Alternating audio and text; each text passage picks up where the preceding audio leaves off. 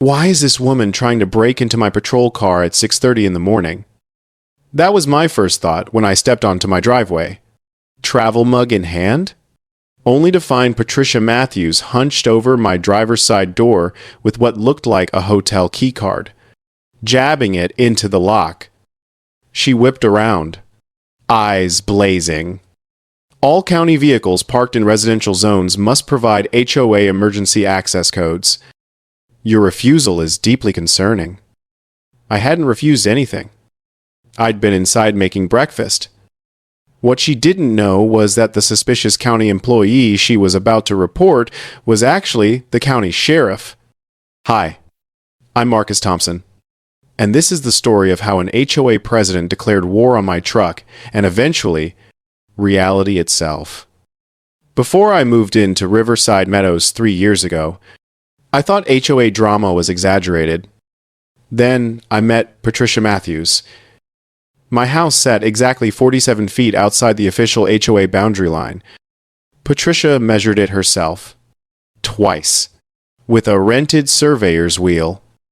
The fact that my property existed just beyond her jurisdiction became her defining frustration. The first time we met, she marched up my driveway clutching a 3-ring binder and pointed at my patrol car. Law enforcement imagery creates unnecessary anxiety among families with children. You'll need to garage that or park it elsewhere. I explained politely that this was a legally registered county vehicle parked on private property outside HOA jurisdiction. She smiled coldly, made a note, and walked away. 2 days later, I found a bright yellow paper under my windshield wiper. Violation. Notice. Unauthorized government insignia, visible from common areas. Fine amount, $55.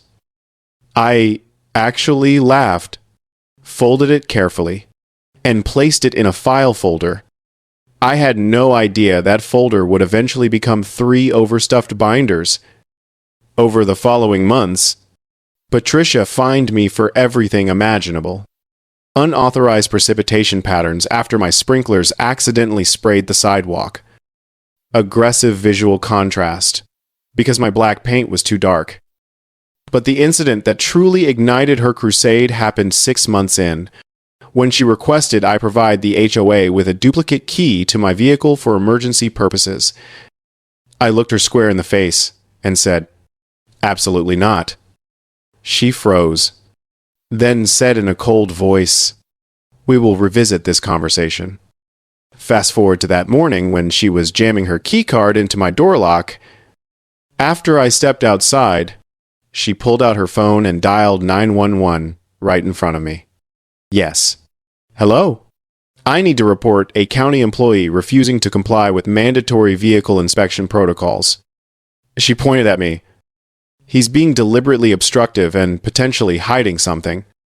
A cruiser pulled up 8 minutes later. Deputy Rachel Monroe stepped out, someone I'd worked with for nearly a decade. She looked at Patricia, then at me, clearly confused. "Ma'am," Rachel said slowly, "what exactly is the emergency? This man refuses to allow HOA vehicle safety inspections." Rachel's eyebrow went up. "Ma'am, do you know who this is?" "A non-compliant county employee," Patricia replied. Rachel pinched the bridge of her nose. "This is Sheriff Marcus Thompson. He's my boss." The silence was magnificent. Patricia's face cycled through confusion, disbelief, and finally horror.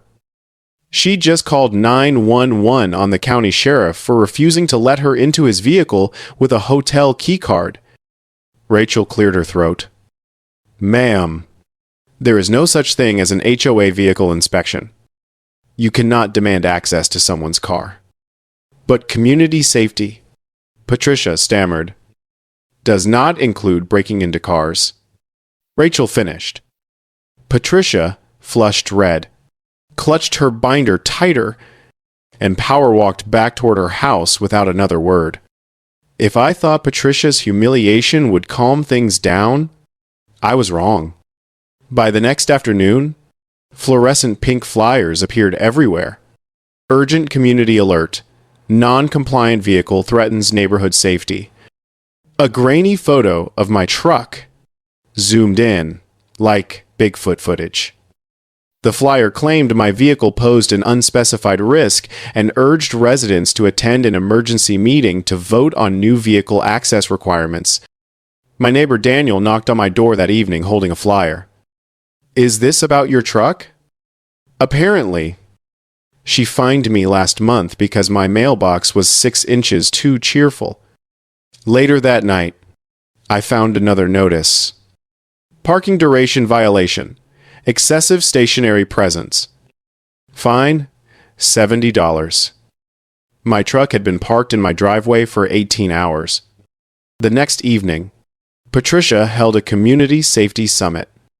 Someone sent me the video. Her presentation included a hand-drawn chart labeling my truck as the primary source of neighborhood instability, a blurry printout with red circles around the tires and door handles, and a slide titled, "Warning Signs of Vehicle-Based Intimidation." One resident raised his hand. "Isn't that the sheriff's truck?" Patricia's response was swift. "Authority does not exempt anyone from community standards." The next morning, I found 4 new violations. Paint reflectivity exceeds community standards. Unauthorized law enforcement symbolism. Driveway shadow imbalance. She was citing me for my truck's shadow. I started documenting everything with the same attention I'd use on a criminal case. Photographs, screenshots, copies, recordings, neighbor statements. I wasn't doing it out of spite. Patricia was building toward a legal collision, and I wanted every piece of evidence ready. Then came the morning I stepped outside to find 32 small orange flags planted along my driveway. Each flag read, HOA claim pending. Vehicle access gate under review. She wanted to build a gate across my driveway to control when I could come and go. I photographed everything and texted Rachel. Her response, "Boss, is she building a landing strip? Close. A gate." I'm forwarding this to the DA. I heard Patricia's sandals approaching. She appeared at my driveway. Clipboard pressed against her chest. "Good morning. I see you've found the preliminary survey markers. The HOA has initiated a vehicle access management protocol. On my property," I said slowly, "property boundaries are flexible when public safety is involved. As acting HOA president, I have full authority to implement precautionary measures. Your vehicle's refusal to cooperate is well documented. My truck's refusal to cooperate. It rejected universal access standards." She continued, "I let the silence hang. Eventually, I gestured at the flags. You planted these yourself." "Of course. The board unanimously approved." That was a lie. "Unanimously." I asked. "Well, unanimous in spirit." "Patricia, this is private property. You're trespassing. These flags have zero legal standing." "Not yet. I'm drafting an amendment for the next meeting. The community will vote to extend shared authority over all vehicles within visual range. It's progressive governance." "It's illegal," I said flatly. "Laws evolve. Communities adapt. Besides, residents deserve protection from rogue vehicles." I took another photo. "What are you doing?" "Documenting. You can't intimidate me. I will not be bullied by someone who thinks authority makes him above community values." "Patricia, I think you're forgetting something." "What?" "You called 911 on the sheriff." Her face flushed. "That was a misunderstanding. You told dispatch I was refusing an HOA inspection and acting suspiciously." I stand by my assessment. "You were holding a travel mug." Without another word, She spun around and marched off. That afternoon, I saw a tow truck idling near my driveway. The driver stood beside it, staring at a paper. I pulled up. Everything. All right? Some lady from the HOA said this truck was abandoned and needed removal. I drove it 2 hours ago. She also said the owner was refusing compliance checks and the vehicle posed a safety risk.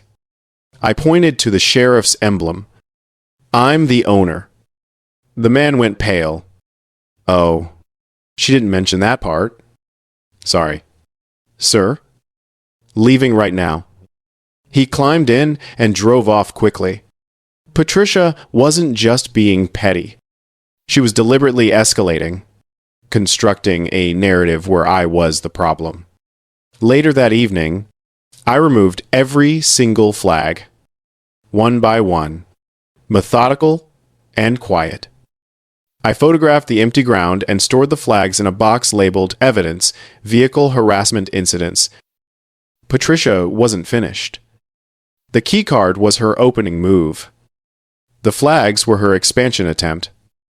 And I could feel something bigger building, and I was ready to meet her escalation with documentation, patience. And when the moment came, the full weight of actual law. I woke up the next morning expecting peace. When I stepped outside with my coffee, I froze. My truck was clamped. A massive yellow wheel boot was locked onto the front tire.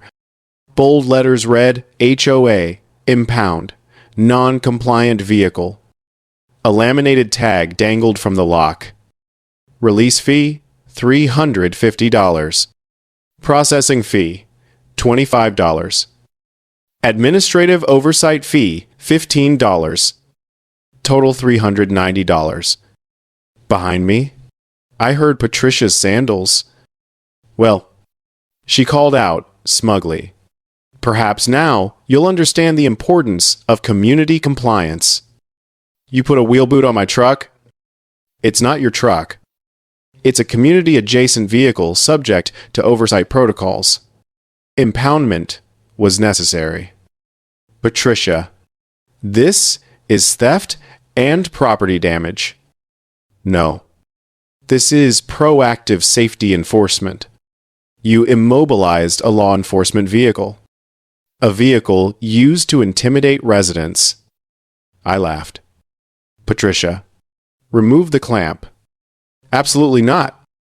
You will pay the release fee? Patricia, you cannot impound someone's vehicle. We'll see what the board says. The board. Yes. They authorized this. They did. Absolutely. My neighbor Jennifer peeked out and shook her head violently. The board did not approve this. Caught in her lie. Patricia pivoted. Well, they didn't oppose it. That's not authorization. It is in principle. I pulled out my phone and photographed everything. Oh, please. Pictures won't frighten me. No. But they'll help when I call this in. Her expression shifted to horror. You wouldn't dare. Oh, I dare. I dialed dispatch and requested a deputy for unlawful vehicle immobilization. Patricia panicked. You're weaponizing law enforcement. This is harassment. I pointed at the boot. You immobilized a government vehicle. A patrol car arrived. Deputy Brian Foster stepped out, looked at the boot, then at me. Morning. Sheriff. Patricia threw her hands up. Finally, someone reasonable. Officer, arrest this man for refusing HOA impoundment procedures. Brian stared at her. Ma'am, there is no such thing as HOA impoundment procedures. There should be... That's not how laws work. She jabbed toward the boot. This vehicle is out of compliance. I tried using the master key weeks ago. Stop. I said, do not confess to additional crimes. Brian pulled out his notepad. Ma'am, did you place this on the sheriff's truck? I issued a lawful community corrective action. Did you purchase this online? Yes. Industrial grade. Comes in 3 colors. Ma'am, you cannot immobilize property you don't own. This constitutes tampering and vehicle interference. She gasped. How dare you imply criminal intent? He's not implying. He's reading the statute. This is tyranny. Brian wrote out an official warning and instructed her to remove it immediately. She refused. He repeated the instruction. She refused again. If you don't remove it in 5 minutes, we will, and you'll be charged. The glare she gave him was murderous. But she stomped over, fumbled with the lock, and wrenched it off. She dragged the boot away, muttering about oppression. 2 days later, she returned with reinforcements. Not people. Just mountains of paperwork. Glossy brochures titled The Vehicle Harmony Initiative. She taped them everywhere. Bullet points included. Mandatory HOA access keys for all vehicles. Monthly driveway compliance audits. Rotating parking zone assignments. Fines for visually disruptive vehicle silhouettes. Emotional impact assessments for aggressive automobiles. That week, I received 14 separate violations. Vehicle presence exceeds comfort parameters. Parking with excessive confidence. Intimidation via height differential. License plate number, psychologically jarring. Tire tread pattern, visually aggressive. Paint finish, too authoritative. Shadow length exceeds regulation. Sheriff emblem improper for residential context. Each more absurd than the last. I documented everything in 3 binders. The next escalation arrived Thursday morning. I returned from errands to find a wooden barricade across my driveway. Spray painted. HOA. Parking. Zone. Authorized vehicles only fined. A laminated sign. Violators will be fined and towed. I walked over, lifted the structure with one hand, and set it beside a tree with a note, creative effort. Wrong location. The next day, a city inspector knocked. Got a call about an illegal parking structure. I showed him the barricade. He examined it and started laughing. Yeah. No. This isn't up to code or reality. Across the street, Patricia stood watching, arms folded, seething. The eerie quiet after the barricade incident wasn't peaceful. Patricia had vanished for 3 days. Then on the 4th morning, a thick, glossy packet appeared in my mailbox. The cover featured a suburban street with animated sparkles around cars. The Community Vehicle Safety Initiative. Presented by Riverside Mobility Oversight Council. A council we didn't have. The first page had a letter. From the desk of Acting Safety Coordinator P. Matthews. Patricia had rebranded herself. The letter claimed that due to vehicular safety concerns caused by resident resistance, the neighborhood would implement mandatory vehicle regulations. The pages outlined illegal rules. All vehicles must be registered with the Mobility Council. Owners must provide emergency access keys. Driveways, subject to unannounced inspections. Parking zones may be reassigned. Unauthorized vehicle profile patterns, subject to penalties. At the back was the payment page. Mobility Safety Contribution Fee, $89. Due within 7 days. QR code to a PayPal account named Riverside Vehicle Safety Fund. I stood at my mailbox laughing. Then I looked up. Patricia stood across the street in a navy blazer, wearing a fake Bluetooth earpiece, watching me. I held up the booklet. A Mobility Council. She nodded proudly. Established due to overwhelming community demand. What community? Residents have expressed serious concerns. Name one. Concerns may remain anonymous. Safety from what? My parked truck. She stepped closer. Your vehicle has become a symbol of instability. Residents feel threatened. A strong community cannot function when people are frightened by unpredictable automotive silhouettes. Patricia, this is fraud. This is leadership. What you're doing is illegal.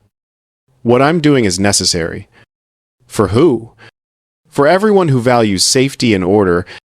Patricia, you cannot create fake councils to collect fees. You cannot demand keys. You cannot regulate shadows. We'll see what the legal advisory panel determines. Who's on this panel? She hesitated. That would be me. So you created a council, appointed yourself coordinator, and created a legal panel, which is also you. Someone has to take responsibility. And that someone is always you. Exactly. Patricia, do you understand how strange that sounds? I understand how necessary it is. She thrust a clipboard toward me.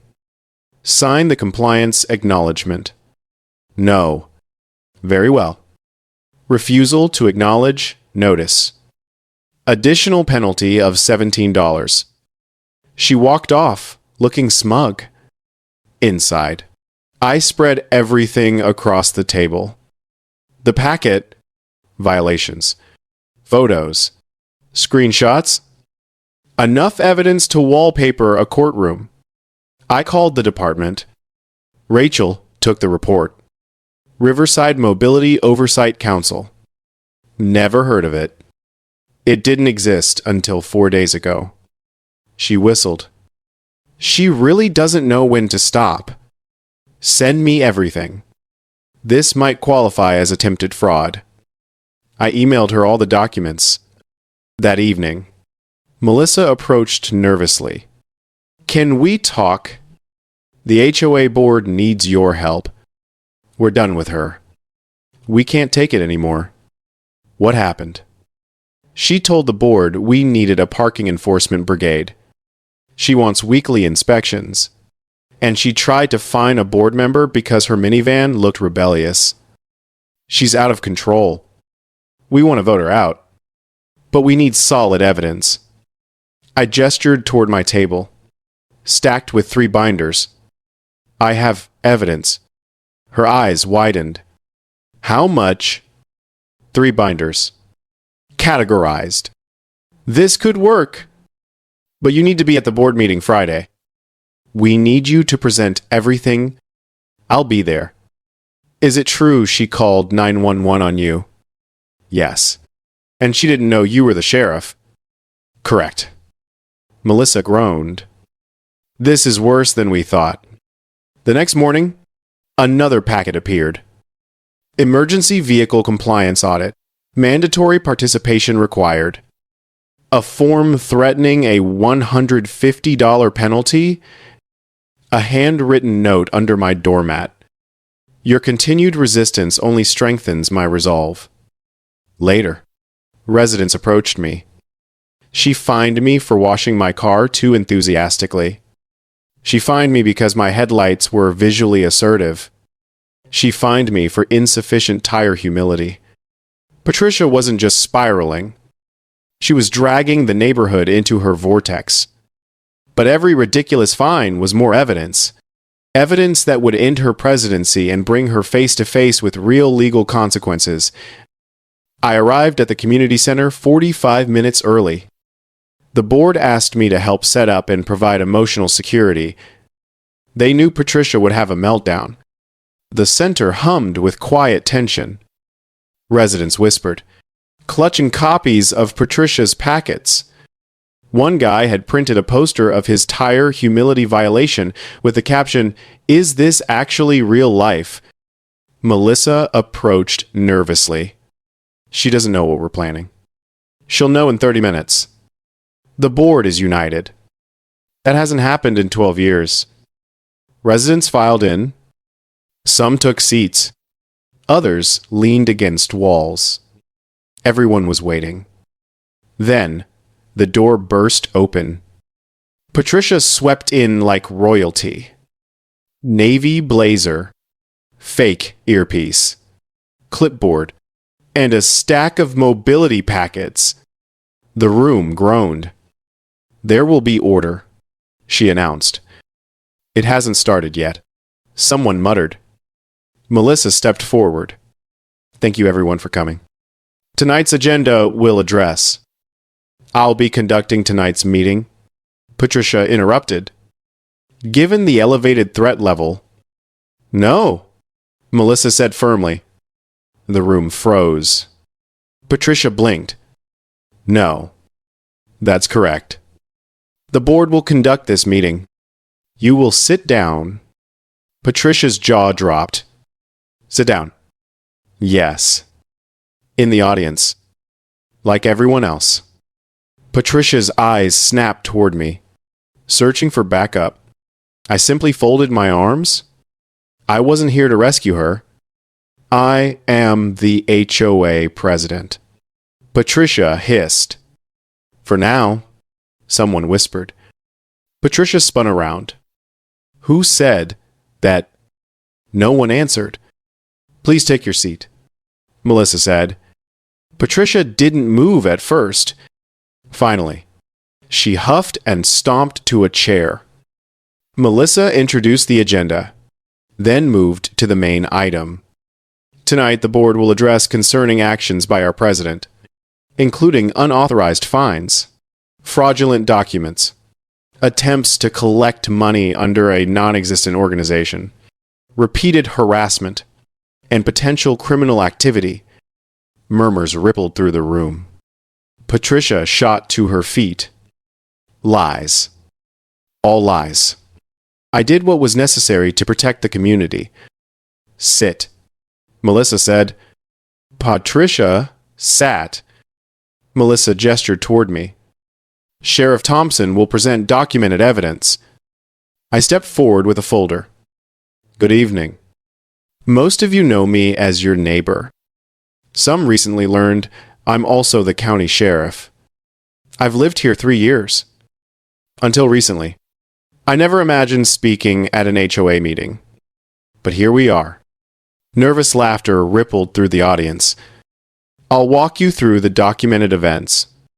I opened the folder. First, Patricia attempted to open my vehicle using a master key. I held up a photo of her, keycard in hand. She then called 911 to report me as suspicious. Gasps filled the room. She did not know she was calling on the sheriff. Collective murmur.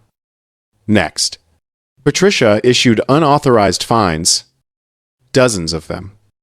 I gestured toward the posters residents brought. Charges for aggressive headlights, non-compliant wheel angles, emotional lawn imbalance, insufficient tire humility. These are not real violations. Heads nodded. Then the wheel boot. I placed a photo on the projector. Patricia made a strangled noise. She also called a tow truck to have my vehicle removed by claiming it was abandoned. It wasn't. I laid out each incident. The plywood barricade. The orange flags marking a non-existent claim. The fraudulent mobility council. The payment demands with QR codes to her personal PayPal. She attempted to collect money through an unregistered organization, which constitutes attempted fraud. Patricia erupted. I was acting in the community's interest. "Patricia, you immobilized the sheriff's truck with a clamp you bought online. That clamp was high quality," she shrieked. A man in back laughed. Melissa held up her hand. "Order, please." But the room was angry now. Angry at being manipulated and dragged into chaos. I finished by closing the folder. The evidence has been submitted to the county. The investigation is ongoing. However, the board can take action tonight. A board member stood. We moved to vote on immediate removal of Patricia Matthews as HOA president. The room erupted in applause. Patricia jumped up, eyes wild. No, you can't do this. I'm the only one holding this community together. Without me, you'll descend into parking mayhem. Melissa didn't flinch. All those in favor? Hands shot up across the room. Dozens of them. All opposed. Patricia's hand shot up alone, trembling. No one else raised theirs. The motion carries. Patricia Matthews is removed as HOA president, effective immediately. The collective exhale felt like a cool breeze. Patricia stood frozen. Then she grabbed her clipboard, pointed at me, and shouted, "This is not over. You cannot escape harmony. I will return stronger than ever." She stormed out, slamming the door so hard a calendar fell off the wall. The room sat in stunned silence. Then applause filled the air. People clapped, cheered, laughed. I stood there watching the door, knowing something others didn't. Patricia didn't retreat. Patricia regrouped. And I had a feeling her next move would make everything so far look tame. The evening after Patricia's removal was the most peaceful Riverside Meadows had felt in over a year. People lingered outside, chatting, watering plants without fear, walking dogs without glancing for a charging Navy blazer. Someone joked about finally washing their car without violating protocols. But in my experience, peace after chaos feels fragile. Patricia didn't appear the next day, or the next. Most residents celebrated, believing she'd slunk away in shame. But I knew better. She didn't accept defeat. She repackaged it. It started quietly. A strange envelope appeared Friday morning. Not HOA branded. Not handwritten. Printed professionally on linen paper. Sealed with a gold sticker. Return address, P.O. Box 214. Riverside County Oversight Initiative. Inside was a formal notice. Dear Riverside resident, due to ongoing concerns regarding vehicle compliance and driveway safety protocols, you are requested to attend a mandatory mediation with the Riverside Community Oversight Initiative, RCOI. Failure to appear may result in escalated action. Signed, Acting Safety Coordinator P. Matthews. She'd reinvented herself. A private oversight entity. A fabricated quasi-governmental department. She wasn't running an HOA. She was starting her own branch of government. The packet included a voluntary contribution form. Suggested donation of $140 toward a beautification and safety project. The QR code pointed to a PayPal account under Patricia A. Matthews. She was escalating into serious fraud with the confidence of a con artist. I photographed every page and filed them into Evidence Volume 4. 10 minutes later, Rachel arrived. I handed her the letter. She skimmed it and shook her head.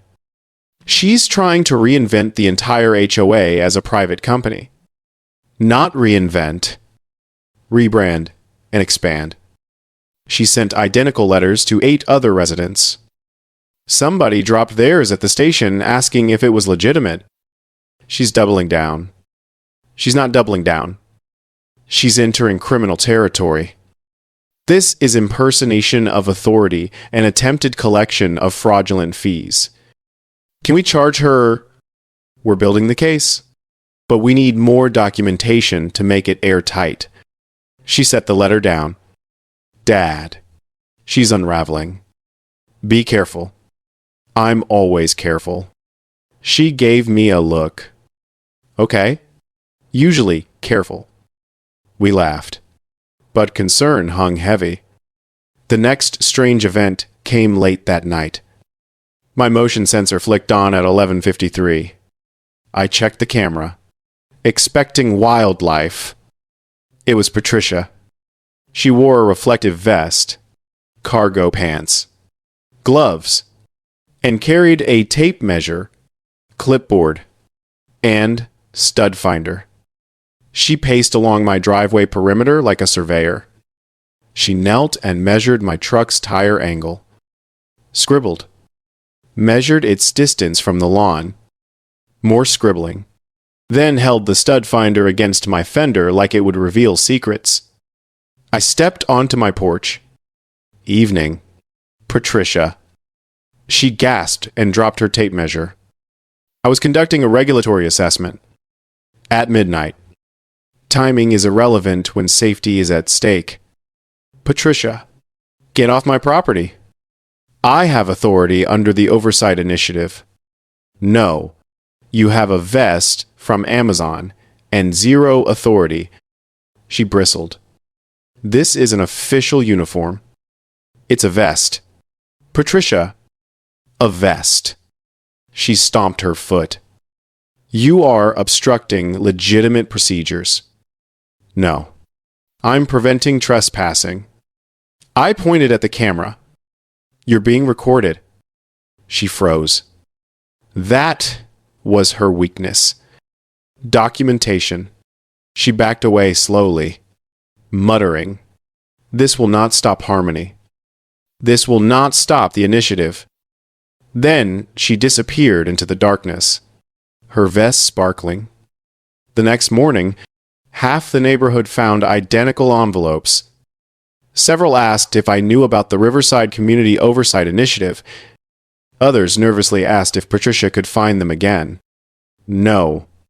I told them she has zero authority, but she's threatening legal action. She threatens clouds. You'll be fine. Document everything and ignore her. By noon, I'd collected 14 more letters from neighbors. I forwarded everything to Rachel. She called 30 minutes later. Yeah, we have enough for formal charges. This initiative isn't registered with the state. She's fabricating official documents and presenting them as legitimate authority to collect money. That's textbook fraud. Do what needs to be done. One problem, though. She's probably expecting retaliation. She might have a meltdown before we can serve the papers. Rachel was right. The meltdown arrived that afternoon. I was in my garage when I heard shouting from the street. Patricia stood beside her Prius, waving a giant rolled poster like a battle flag. The community is at risk. The sheriff's vehicle represents a threat to neighborhood harmony. Residents peeked out. Some gathered, looking exhausted. Then Patricia unrolled her poster. An enlarged satellite image of our neighborhood with my truck circled in red marker, surrounded by arrows and labels. Unknown vehicle energy zone. Potential disruption field. Driveway dominance risk critical. Authority symbol threat high. A kid whispered. Is he a superhero? Patricia spun toward him. No. He is a menace. At that moment, 2 patrol cars rolled in. Patricia went pale. Rachel stepped out professionally. Patricia Matthews. We need to speak with you officially. Patricia puffed up. Finally, someone reasonable. Officer, arrest him for refusing oversight protocols. Yes, Rachel said. We're here about oversight. Just not the kind you're thinking.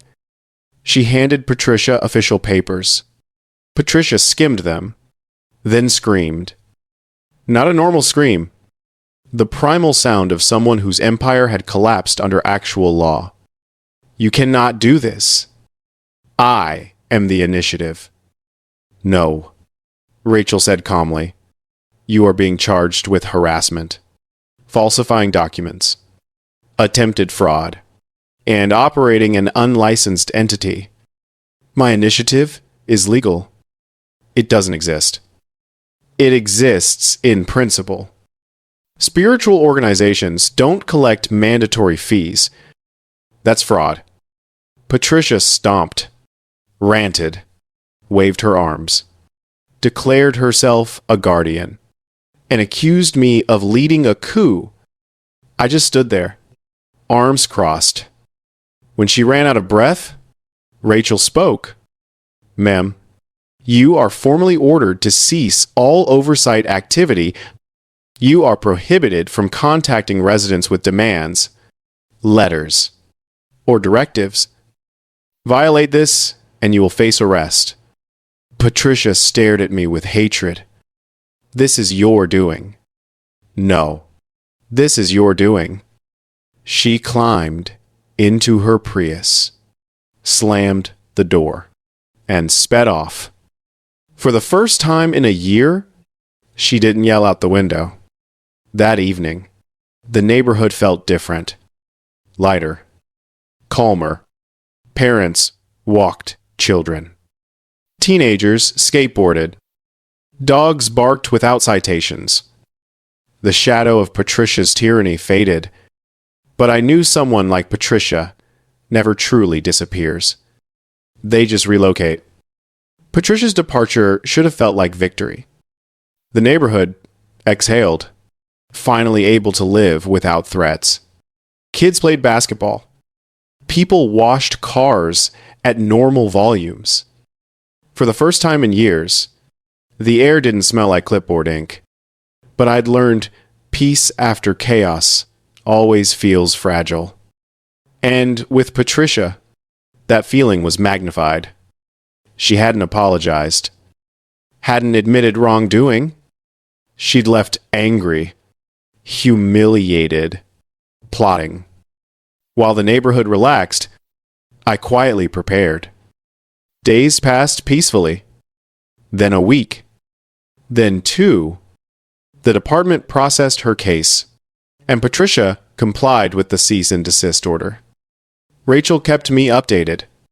She's keeping her distance, probably licking her wounds or drawing new maps. Then came the night that confirmed it. It was late, approaching midnight.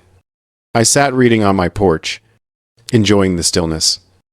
Then my trail camera pinged. Motion detected. Back property line.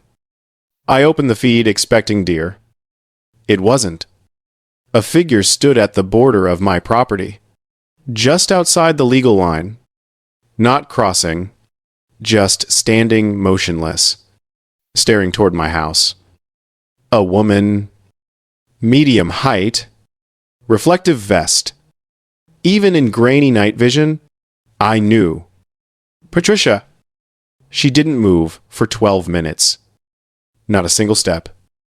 Just stood there, staring, like she was mourning territory, measuring imaginary lines, or promising herself she'd rise again. Then she turned and disappeared into the trees. She'd followed the order, stayed off my land.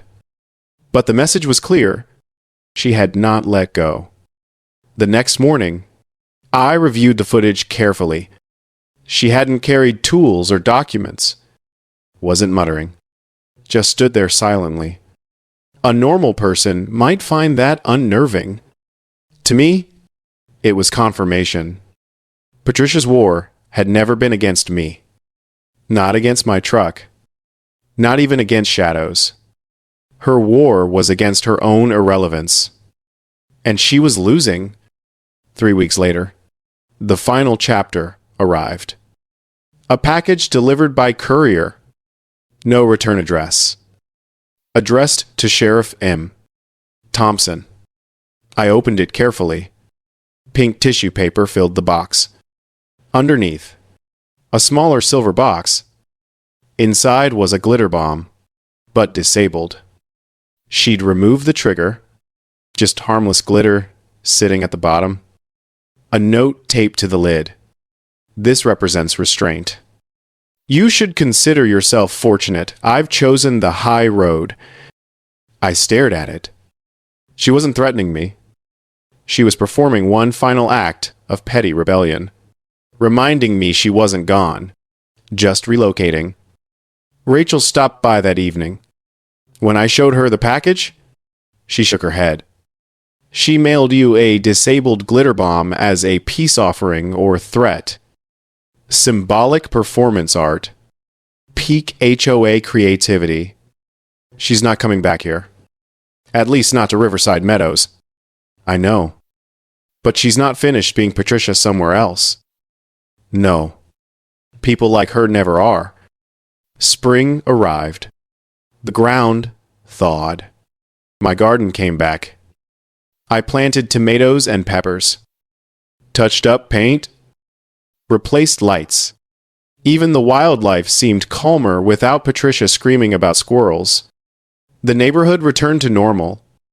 Daniel, the new president, sent me a thank you letter expressing gratitude for my patience during the Great Vehicle Harmony crisis. He included homemade jam. Peace felt possible. That's when Jennifer from the county records office stopped by with a folder, concern on her face. You need to see this. Inside were documents, newly registered paperwork for a new HOA being established 35 miles south in a new development. The application was incomplete, sloppy, missing signatures, but one section was perfectly clear. Proposed HOA President Patricia Ann Matthews. I closed the folder slowly. She's starting over. Brand new neighborhood. New residents who have no idea about her history. I nodded. They will learn. Are you going to warn them? No. Some lessons cannot be taught. Only experienced. Jennifer exhaled. At least she's not here anymore. Exactly. And that's enough. Several months passed. Rachel earned a promotion. The neighborhood regained sanity. And sometimes, sitting on my porch, sipping coffee, I'd think back to the chaos Patricia brought. But it didn't make me angry. It made me grateful. Because you can't appreciate peace without surviving a few storms. Even storms wearing pastel cardigans and wielding unauthorized keycards. One morning, a young couple walked down the street with their dog. They paused where Patricia had built her barricade, looked confused, then continued. I waved. They waved back. And I realized something. True community doesn't require control. It doesn't require authority. It doesn't require fines or laminated threats. Sometimes it only requires a wave, a shared path, mutual respect, and the absence of someone screaming about vehicular silhouettes. Patricia was gone from Riverside Meadows. My driveway was mine. The neighborhood was free. And somewhere 35 miles south, an unsuspecting HOA board was about to learn that wherever Patricia goes, she will always bring her clipboard, her violation notices, and her imaginary authority.